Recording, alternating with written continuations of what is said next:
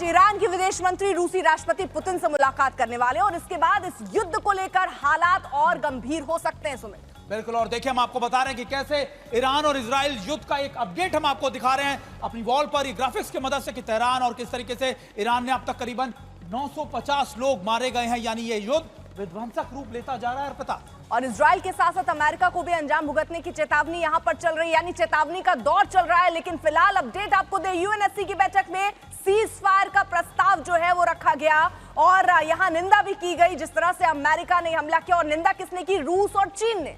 बिल्कुल, अमेरिका के काम को या फिर अमेरिका के ऑपरेशन को लेकर आज पुतिन से भी मिलेंगे ईरान के विदेश मंत्री। और यूएन की बमबारी से खतरा बढ़ गया है, यह भी यूएन महासचिव की तरफ से कहा गया है कि अब अमेरिका की एंट्री के बाद इस जंग का दायरा, इस जंग का खतरा और ज्यादा बढ़ गया है। बिल्कुल, और देखना होगा कि अब ईरान क्या करता है, क्योंकि सबकी नजर इस बात पर है कि अमेरिका ने हमला कर दिया लेकिन ईरान ने भी चेतावनी दे दी है। ईरान ये कह रहा है कि अब बातचीत के टेबल पर तो फिलहाल बैठने का समय नहीं है, यानी ईरान बार बार धमकी दे रहा है। ईरान सिर्फ धमकी दे रहा है और इसके अलावा ऐसा नहीं कि सिर्फ धमकी दे रहा है, इजराइल पर उसने कल हमले भी किए थे, तेल अवीव और हाइफा में जिस तरह से उसने हमले किए। अब ईरान क्या अलग स्ट्रैटेजी बना रहा है, इस पर भी हमारी नजर रहेगी। बिल्कुल, और हम आपको यह भी बता रहे हैं कि आखिरकार यूएनएससी की बैठक में क्या हुआ, कैसे हुआ और किसने क्या कहा, यह हम आपको समझा रहे हैं। और यह भी बता रहे हैं कि ईरान के परमाणु ठिकानों पर बमबारी खतरनाक मोड़ पर लाकर खड़ी कर दी है, ये यूएनएससी के महासचिव की तरफ से कहा गया। और इसके अलावा ईरान पर अमेरिकी हमला गैर जिम्मेदाराना और भड़काऊ है, ये रूस की तरफ से ये बयान आया। बड़ी खबर आपको बता दें, इजरायली एयरफोर्स ने ईरान पर फिर हमला किया है और ऐसा नहीं है कि हमले सिर्फ ईरान की तरफ से इजराइल पर हुए।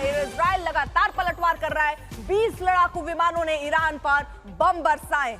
बिल्कुल, और देखिए इजराइल की तरफ से भी लगातार बड़े अटैक्स किए जा रहे हैं और किरमानशाह और हमदान और तेहरान पर बड़े हमले किए गए हैं। और देखिए इजराइल लगातार ईरान के कई मिलिट्री बेसिस को, मिसाइल लॉन्चिंग केंद्र को लगातार अटैक कर रहा है।